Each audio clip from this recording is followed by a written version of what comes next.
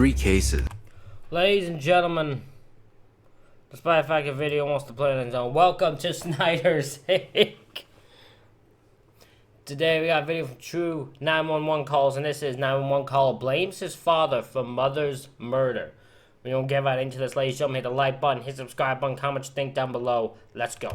3 cases, 3 lives are cut short, and 1 haunting truth. In each, someone got away with murder. My dad said it's coming. Okay, calm down. Calm. Okay, what's going on there? 2 wives, 2 deaths, 1 house. When Diane Kine was murdered, her husband and son each pointed the finger at the other. One went to prison, but then he was freed. The case remains unsolved. So who got away with murder? On August 15, 2010, a Seminole home became the center of a baffling murder investigation. 49-year-old Diane Kine lay dead in her bedroom, but the horror didn't end with her death. Within minutes, 2 frantic 911 calls came from the same home, each one accusing the other of murder. First from her panicked son, Kevin. Interesting. Okay, so this is good. Okay, this is interesting. So, woman's murdered. And we're going to hear from the husband and her son with 2 different 911 calls blaming the other for the murder. Fascinating. Who pointed the finger at his stepfather, Bill.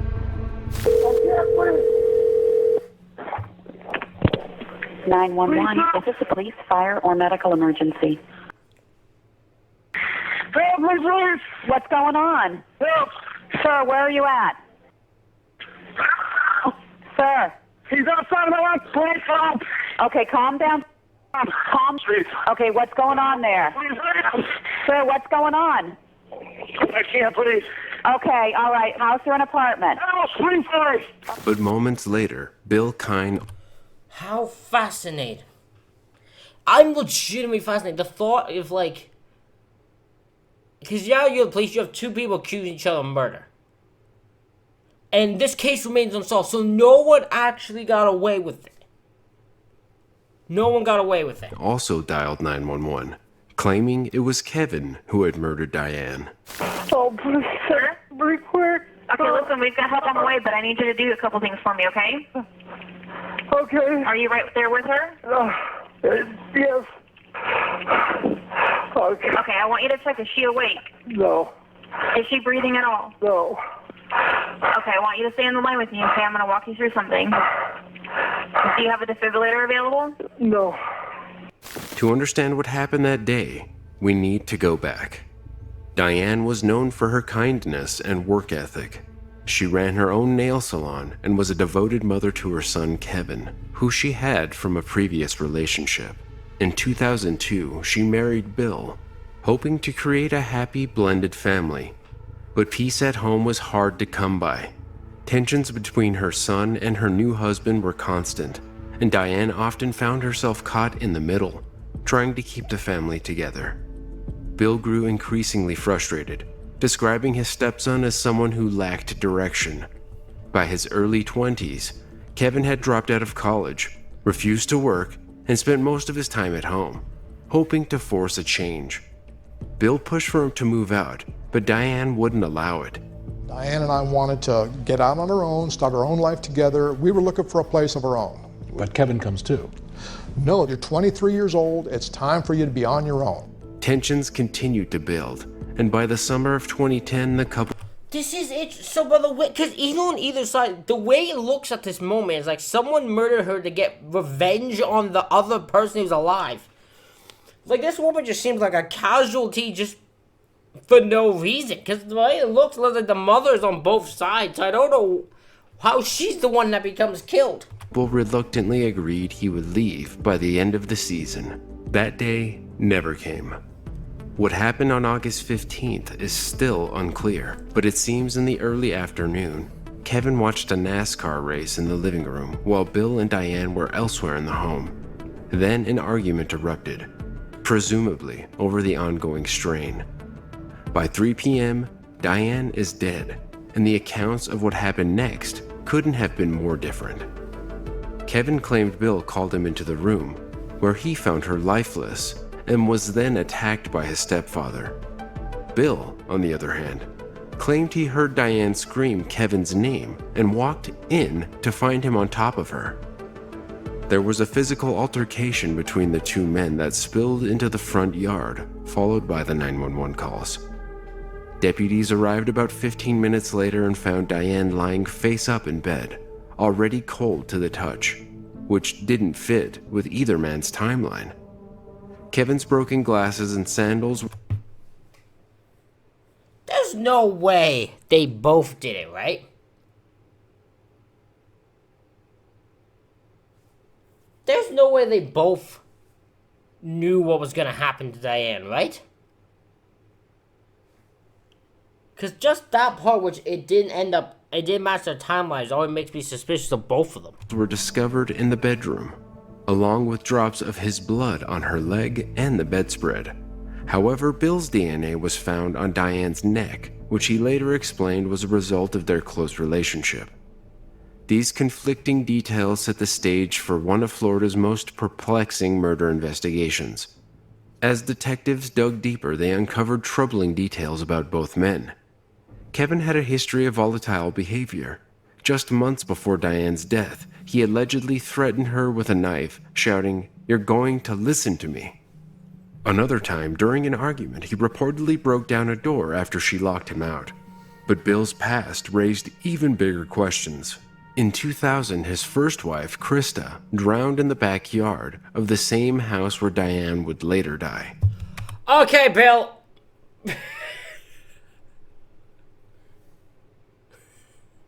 Yep, now I'm suspicious of both. I think they both did it. I think they both know what happened to her that night. I think they both know the exact thing of what happened, but neither of them are gonna give up each other. Because I think they both did it. I think that both, there's no way she just happens to die and both of them mess up timelines. They can't get it correct, and both of them are the sketchiest human beings and easily could have been responsible for it. There's no way. Her death was ruled an accident, and Bill collected a $250,000 life insurance payout. Years later, it came to light he had also taken out $750,000 in life insurance policies on Diane. Let me hear your indictment for Bill Kine for murder. Kills your mother, why? Money. $750,000 could help him out a lot. Then there was 700. Was this one she was unaware of? Because I'm still baffled and no one's been able to explain to me how you were able to take life insurance money out on someone without them knowing. Like, that's anyone who would do that and not the partner not know. I would immediately think they're gonna murder them. It just seems. the polygraph test. Bill showed signs of deception when answering critical questions about Diane's death. Investigators also found it suspicious that after his alleged fight with Kevin, he never checked to see if she was still alive. With both men blaming each other, police were left asking who was telling the truth that day and who was trying to cover their tracks. Ultimately, they had to choose the most probable suspect to charge, landing on Diane's son. In 2011, they built a case against... Interesting. Why? What makes him the most probable cause? This is just genuine curiosity.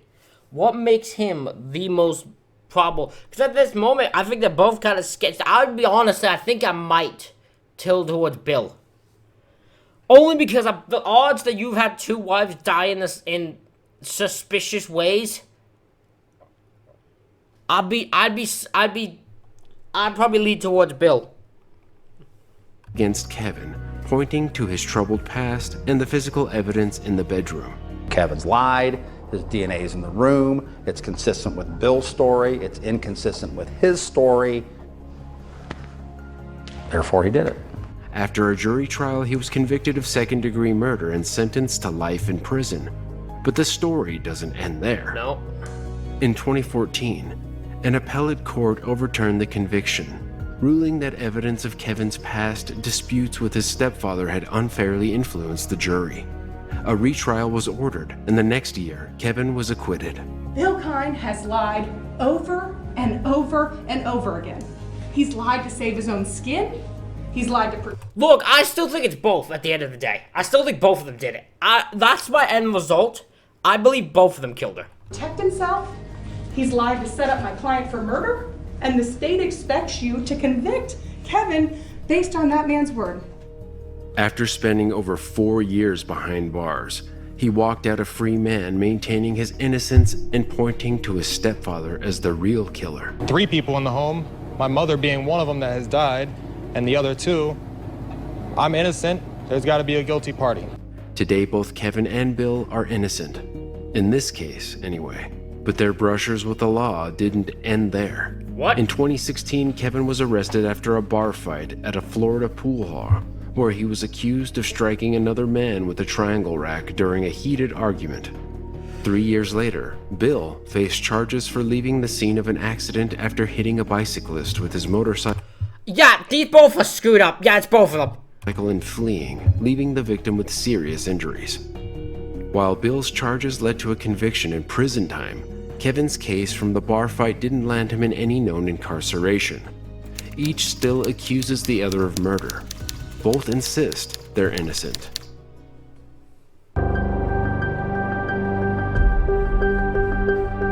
The Crow family's world fractured in an instant.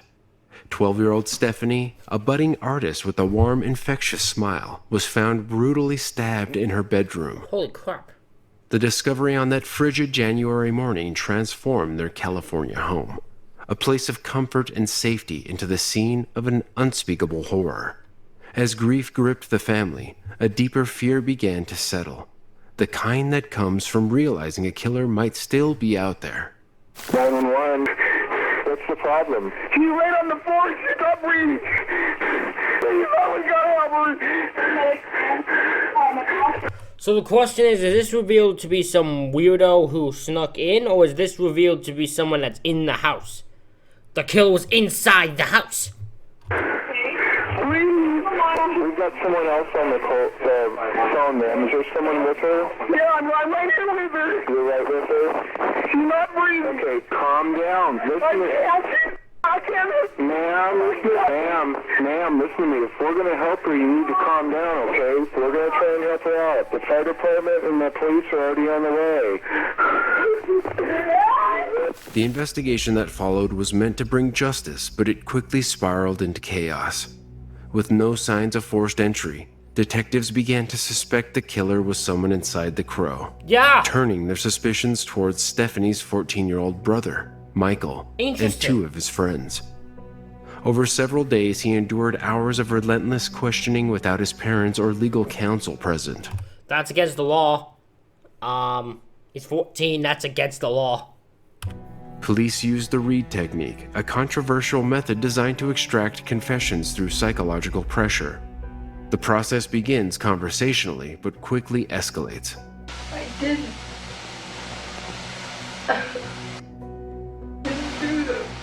Detectives claimed Michael had failed a truth verification test, insisting this proved his guilt. They dismissed his denials, suggested confessing would make things easier. Bro! Okay. This is the... You can't do that to a 14-year-old. First of all, that technique, unless you know the person's done it, you can't do that to someone without evidence. You're just like, had him come, it's 14, he'll do. We'll get him. And pushed him to accept... Like, the family? Like, you go after the father, the mother, you just went for the brother and his friends for some... Why? What reason would they have to kill her? Their version of events. Exhausted and confused, Michael eventually gave a vague confession, saying that if they believed he did it, maybe he had, but he couldn't remember. Next were his friends, Joshua Treadway and Aaron Hauser. After hours of similar questioning, Joshua gave a detailed confession implicating the trio. Although Aaron never fully confessed, he described a hypothetical version of the crime under pressure. All 3 boys later recanted. Bro, these police... I hate when police do this. I genuinely do. I hate when police just rush a crime. Rush an investigation. Where they're like, they just feel like they gotta get it done, get it in, get out of the way, see we're great cops. So we're just gonna grab these three young teenagers, we're gonna arrest them, and that'll make us look good. Because we got the job done within like 24, 48 hours. That's not how you do an investigation. Claiming their statements had been coerced. There was no physical evidence, no fingerprints, no DNA, no blood tying them to the crime. The entire case was rested on these confessions. Police theorized Michael had killed his sister out of jealousy, with Joshua and Aaron helping him plan the murder. Jealousy of what? What's he jealous of? A year before Joshua's trial, forensic testing turned the case upside down. Stephanie's blood was found on a shirt belonging to Richard Tweed, a schizophrenic transient with a history of erratic behavior. On the night of the murder, the 28-year-old had been seen wandering the neighborhood, knocking on doors and searching for a woman named Tracy. Investigators had dismissed this critical lead.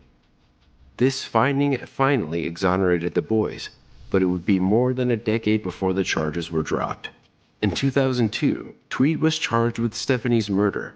To think it'd go a decade, and so they went a decade more, at least 9 years or so more, 9 or 8 years more, still trying to make this case stick between these three guys, even though this schizophrenic psycho is just wandering the streets and had her blood on his shirt. They still going like, nah, it's gotta be the young boys. Prosecutors argued he had stumbled into the Crow home in a disoriented state, but no physical evidence placed him inside.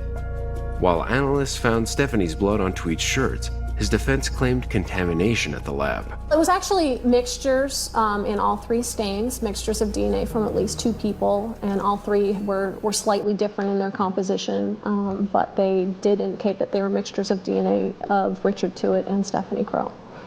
The new suspect's legal saga spanned years. In 2004, he was convicted of voluntary manslaughter and served 8 years before an appellate court overturned the ruling. What? We, the jury, in the above entitled cause, find the defendant, Richard Raymond Tuitt, guilty of the crime of voluntary manslaughter.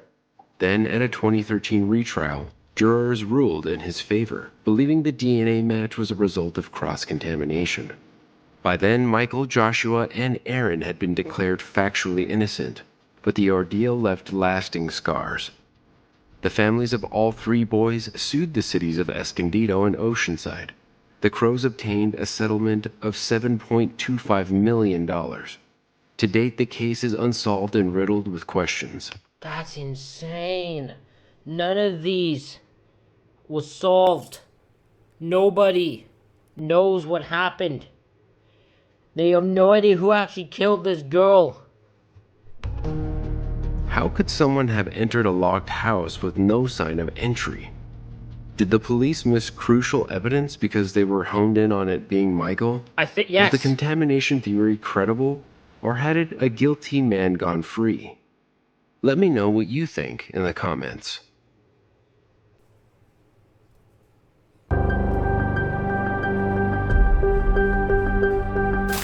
On October 17, 1995, retired primary school teacher Joy Hewer was seen leaving the London Healing Mission in Notting Hill, where she regularly volunteered. By 6 p.m., she had returned to her flat.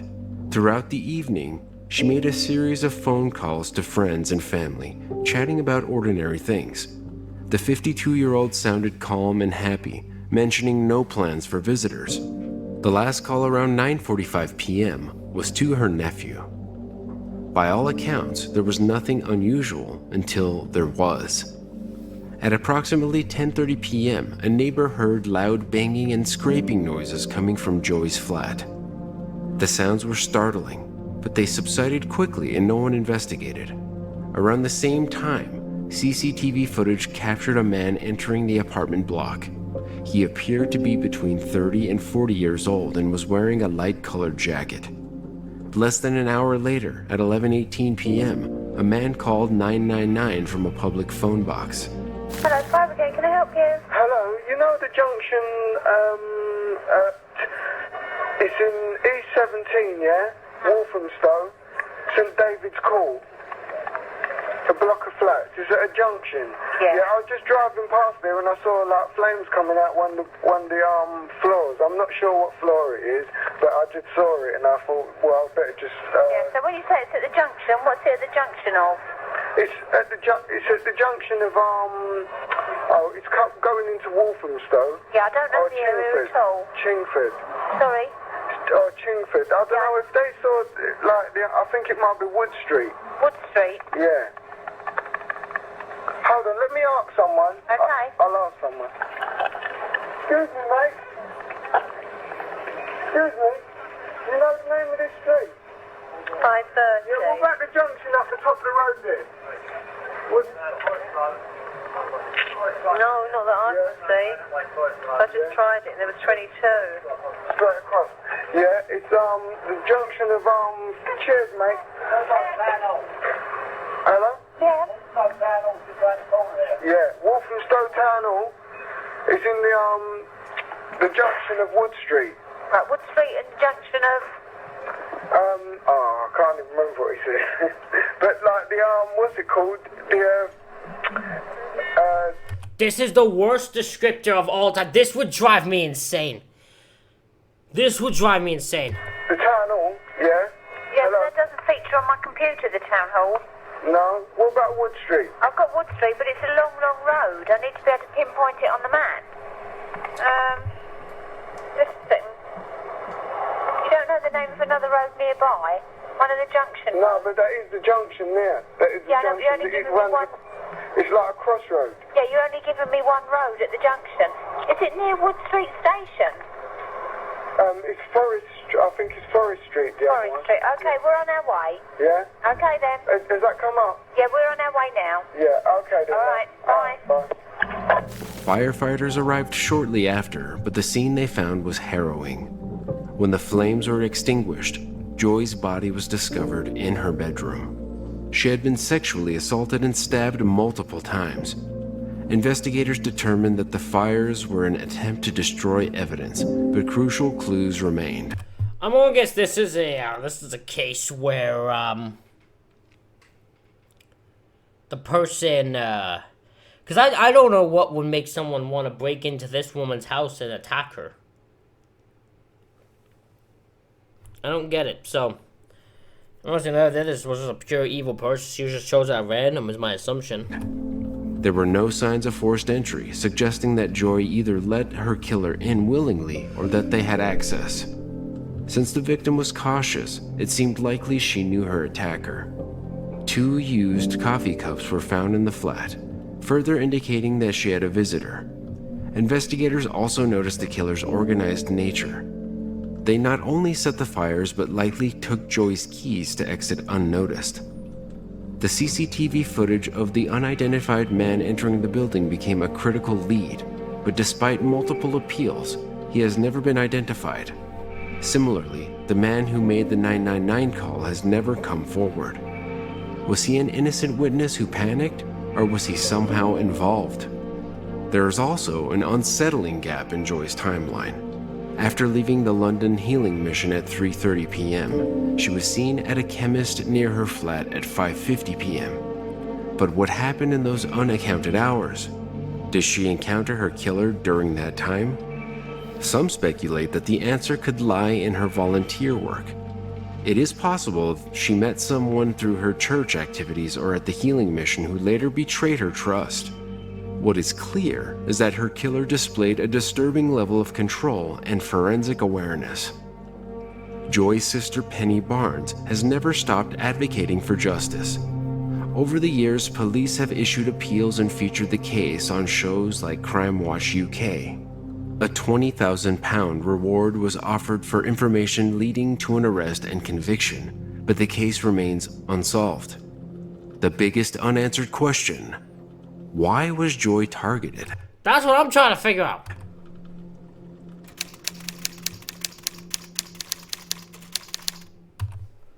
Ladies and gentlemen, that is it for this reaction video. Let me know what you think in the comments. Hit the like button, hit the subscribe button. Thank you all for watching. I'll see you all for the next one.